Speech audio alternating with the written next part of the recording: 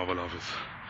I just finished a workout. For those of you who don't know, who are not from the UK, I'm on a cricket field, or at least it's a section of a cricket field, like a mini section of a cricket field. So I was doing sprints along this runway.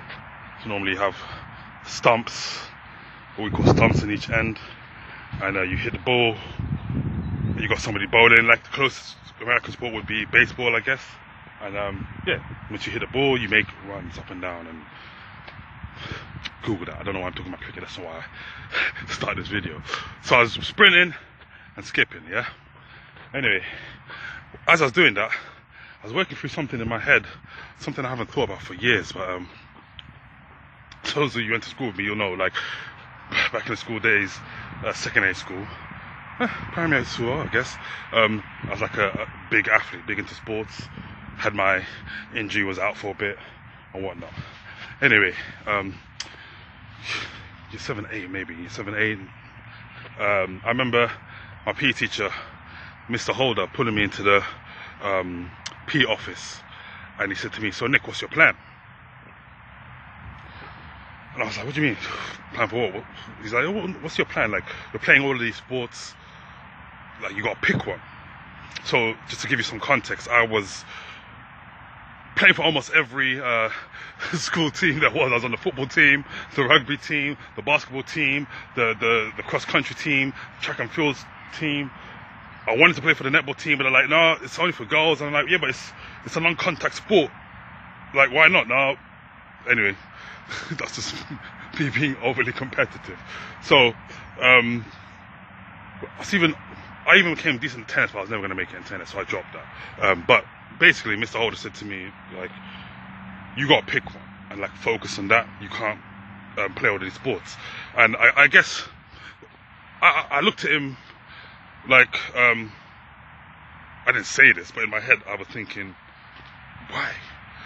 And I guess partially it was my naivety as a young person, and partially it was my arrogance. I would say confidence in, I want to say confidence in my abilities, but it was arrogance in the sense of this man was giving me sound advice and I wasn't heeding it at all. And I believed in my abilities so much that I just thought, forget what this guy's saying. I'm just going to continue to play all of these sports simultaneously at a competitive level. That's the most important thing. If you're a young athlete, of course you can play multiple sports, but at some point, what he said was right. At some point, you have to choose one in terms of what you're going to go for a competitive. If you want to go pro, yeah, you got to choose one eventually. But my thinking at that time was,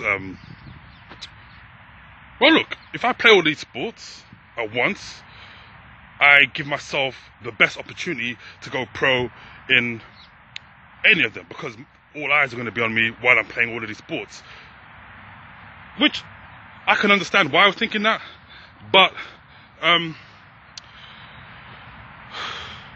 look, no matter how young and fit you are, your body can't take that for like a sustained period. Obviously, your body can take that for a sustained period, because I was doing that. But at some point, your body's going to give in, yeah? That's what I'm trying to say. No matter how young, fit, talented you are, like, your body's going to give in eventually, yeah? So what happened to me was I can't remember the name of this condition, but it's a condition that's very common in young athletes, basically young athletes who overtrain, yeah? So I developed this condition where it's named after the German guy who discovered it. Why am I doing air quotes? He discovered it, yeah? So it's named after the German guy who discovered it, and hold on, my alarm's going. Yeah, so in short, what happens is your muscles start growing at a much faster rate than your bone density, yeah? So because of all the activity, physical activity you're doing, your muscles are getting like strong, defined and whatnot at a much faster rate than your bones. And like in my case, I was a lot of running because it was football, basketball. So like my tibia and fibia, which one is the tibia and fibia? Whichever one is the front one on the bottom part of your leg, started to bend. and like the knee joint was, there was like water developing, water. The North London came out there. There was water developing between the knee joint, and it was kind of like disconnected, and like the tibia or fibula, whichever one it is, was like bending. So yeah, I remember coming home from after a basketball game. I killed it as usual. I killed it, and then I just remember coming into the change room, and I couldn't bend my knee, man. It was just so painful, and it was swollen. I went to the my mum took me to North Mid. My mum took me to North Mid or Chase. North Mid, I believe it was North Mid. Doesn't matter. She took me to the hospital, yeah, and we did X-ray, and mum was I believe it was somebody that a doctor that she knew as well, who was telling me like your career is over. Which, look, if this happens to you, if you get a condition, your career isn't necessarily over, but you need to take a break. Yeah. Anyway, so I was out for like a 2-year period, and during that 2-year period, I got deeper into the arts, music, got deeper into my writing, which I'd always kind of done, but I just never saw it as I don't know, like a viable career or like a serious outlet, let's say. It was just something I just did for myself, and whatever, put it away. I got deeper into that, and then when I got back into sports, it's like I loved it. I liked it. I won't say I loved it. I liked it still, but it wasn't the same passion. So I played semi-pro for a little bit in college, and then I was like after getting bruising and this and that, I was just like, nah. And I went deep into the arts. Anyway, I'm baffling. I'm waffling. I say that to say this. What Mr. Holder told me that day as a sportsman, as an athlete, was right. At a certain point, you need to choose one. Choose a sport. I would say, by the time you're 12 to 13, 14, you need, like, if you're that's kind of pushing it even, but like, you need to start thinking like, okay, I'm going to choose one and go for it, because your body can't keep up with all of that on a competitive level. And the reason I mentioned me getting into the arts, because like there's some connected contextuality between what I want to say. So if you're also into arts and you're into sports, you also need to just pick one, as in just pick a sport or focus on doing an art form. Yes and no. So can you do both? Yes, but not simultaneously.